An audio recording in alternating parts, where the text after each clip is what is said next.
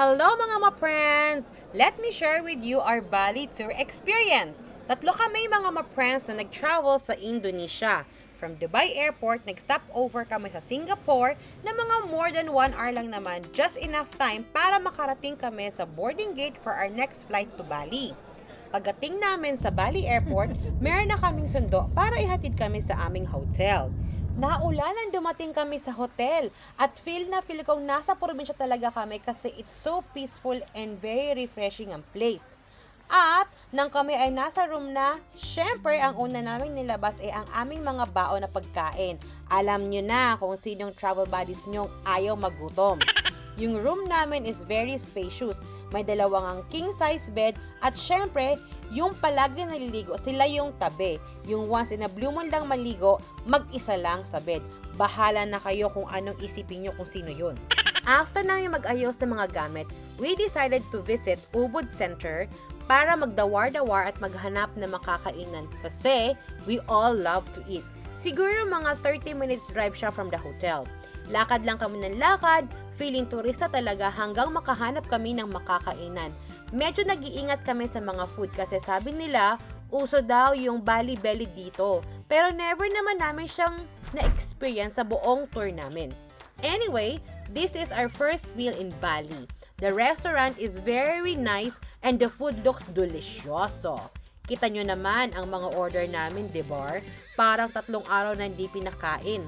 Ang ganda ng presentation and the food are very affordable at masarap. This is my first ever nasi goreng taste test. Sa lahat ng nasi goreng na natikman ko dito sa Bali, ito yung pinakamasarap.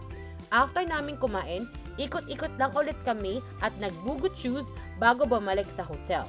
Then we end the day with a good night's sleep. This is our second day in Bali.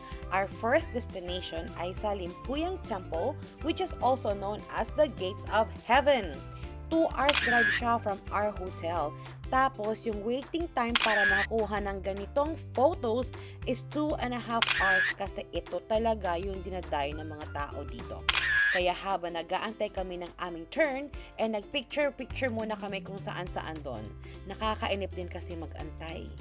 Next stop is sa Tiraganga Temple, also known as the Water Palace. Kasi ma-water siya at ma-fish. Kahit na ulan, go lang kami sa picturean and we really appreciate the place. Yung tour guide namin ay marami pang patrivia at game na game din siyang picturean kami anywhere, anytime. Ang mga maprenyo ay napagod at nagutom na kaya nag-stop over muna kami para mag-lunch. Very close sa nature ang resto na to. At langhap na langhap mo talaga ang sariwang hangin. Ito ang aming mga orders. Syempre, ang inyong ma-friend, nag-nasi goreng ulit! Pagkatapos namin kumain, we drive straight ahead sa Balinese Coffee Plantation para mag-coffee tasting. May konting pa-lecture about coffee and tea making si Madam. Very fascinating ang process ng kanilang luwak coffee kaya na-excite naman kaming tikman lahat ng coffee at tea na meron sila. O diba, ang dami niyan, tinikman naming lahat. Masasarap at may iba't iba silang healing powers. Kaya if there's something we like, we buy sa kanilang store. Our last destination for the day ay sa Tigalalang Rice Field. Dito kami nag-swing-swing at syempre nag-picture-picture ulit. Ang aming madamdamin ay napilit naming mag-dress, kaya bongga ang mga videos at pictures niya. Inabutan ulit kami ng ulan pero kiber, picture pa din.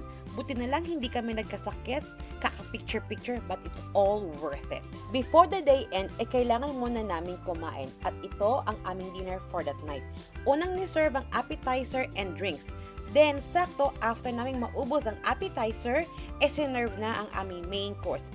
Isa na namang masarap at abot kayang pagkain. Happy eating! Day 3 starts with adrenaline rush. Quad bike was our most favorite activity in this tour. Nagpaikot-ikot kami dyan ng mga 90 minutes. It's very fun and exciting. Tapos, yung mga crew nila are very friendly and they really made sure na mag-i-enjoy kami to the highest level. After ng quad bike, nagpunta naman kami sa paggawaan nila ng batik, which they use natural colors at handmade talaga. Dito ko din nabili ang aking pamaypay. Tumuloy naman kami sa paggawaan ng silver. Nakakabilib talaga ang talent at tiyaga ng mga craftsmanships nila dito. Our last destination for the day sa Tenginuan Waterfalls. Binigyan kami ng option ng aming tour guide kung gusto daw namin makita from below, tapos aakyat kami ng 300 steps papunta sa taas. Or, sa taas na kami din diretso. Syempre, since candidate na kami for senior citizen, sa taas na agad kami nagpunta to enjoy the majestic scenery at nagpicture-picture kami doon. Syempre, di naman pwedeng matapos ang araw na to nang di kami nagdi-dinner, so our foodie was pizza, calamari, Crispy fried breaded chicken. at syempre, may nasi goreng. Bon appetit! Day 4, our final tour day!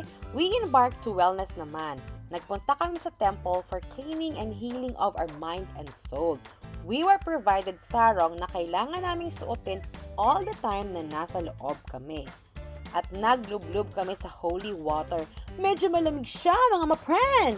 But anything for purification, we'll go for it. After cleaning our mind and soul, it's time to fill in our tummy. To start with, we were served appetizers, fresh fruits followed with our cute drinks. Then the dish.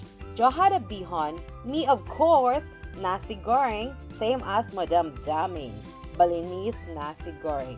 Last nasi goreng ko na to mga ma-friends sa Bali. Pagkatapos kumain, nagpunta naman kami sa aming spa appointment.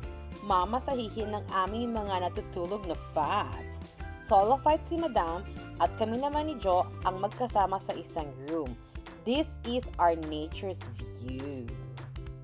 Yoga class ang aming last activity for that day para ma-stretch ang mga kakamasahe lang naming fats.